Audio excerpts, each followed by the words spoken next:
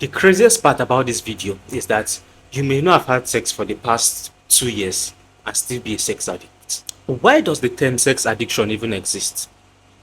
Because sex is basically a physiological need, and just like eating. But if someone eats too much, nobody says they're a food addict. They simply say that maybe they eat too much or they like food too much, that kind of stuff. But when it comes to sex, there's a term called sex addiction. In case you have never heard, sex is not just a pleasurable desire that humans have, it's actually a need. So at what point does it become excessive? When does it move from just high libido to sex addiction? That is what we are answering in this video. So to answer the question that I posed first, there's actually something called sex addiction. Like, it's a real diagnosis. The WHO have a book called ICD, the International Classification for Disorders or Diseases, and they classify sex addiction as compulsive sexual behavior disorder. And here is what it looks like. Number one, you feel like your brain is hijacked by the thought of having sex or sexual thoughts. It's not even about the behavior yet. It's first from what's happening in the mind. Of course, every human being thinks about sex sometimes. If you watch a movie that is stimulating, it can spark your mind to begin to think about this stuff. But people who have sex addiction, they don't just think about sex once in a while. Like, they spend a major part of their day, a major part of their life thinking about sex.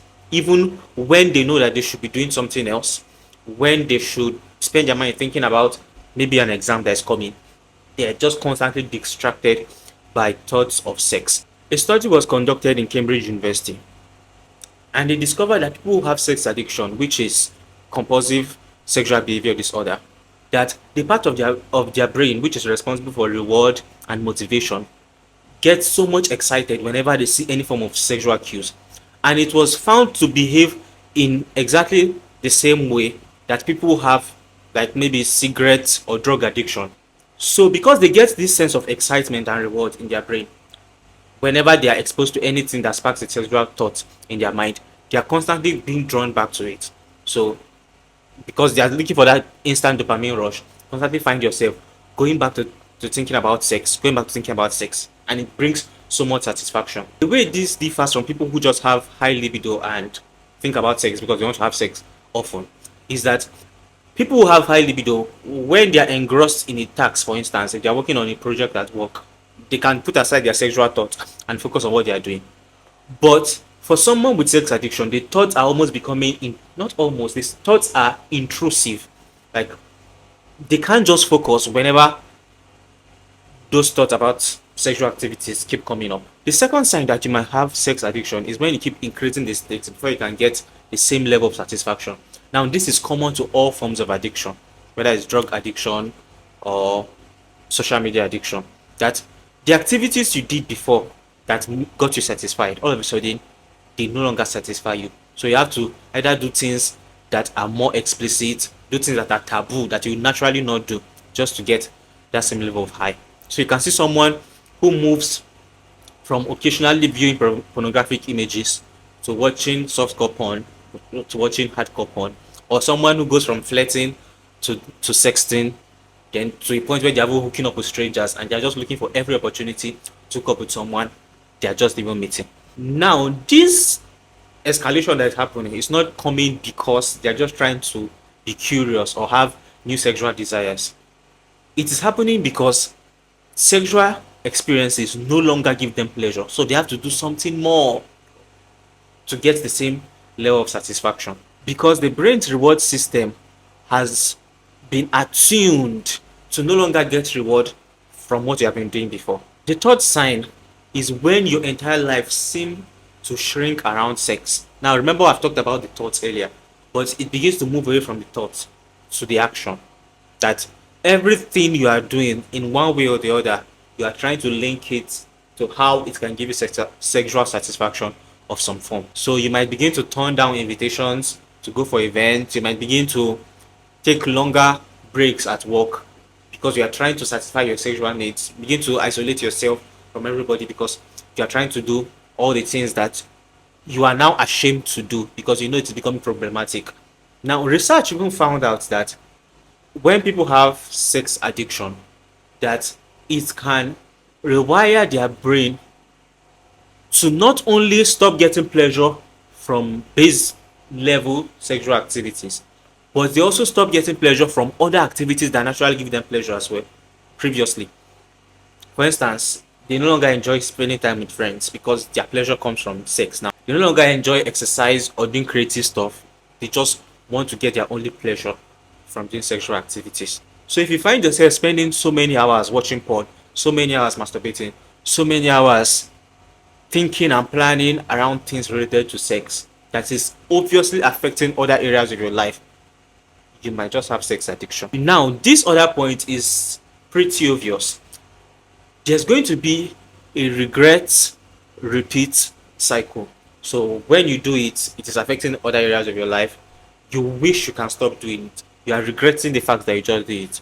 But because you are feeling that regret, the only way you can cope from your regret is to go back and engage in more sexual activities to get your relief, to get your satisfaction, to distress yourself. But you have done it again and you don't want to do it. You are feeling guilt, and that cycle just continues. Someone might ask now, but what if I'm only feeling guilty because of my religious beliefs? Like, I'm not feeling guilty because I hate the whole sexual activity kind of stuff. I'm only feeling guilty because I'm a Christian. Does that also mean I have sex addiction? Now, okay, there might be a little bit of nuance there.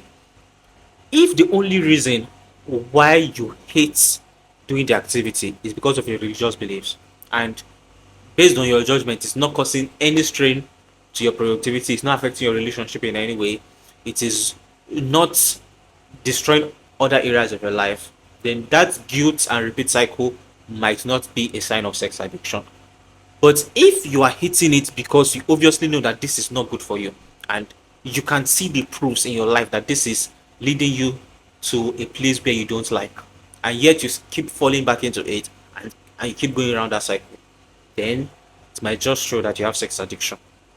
To wrap this all up, the last sign you might want to consider is how hard you have tried to stop and failed.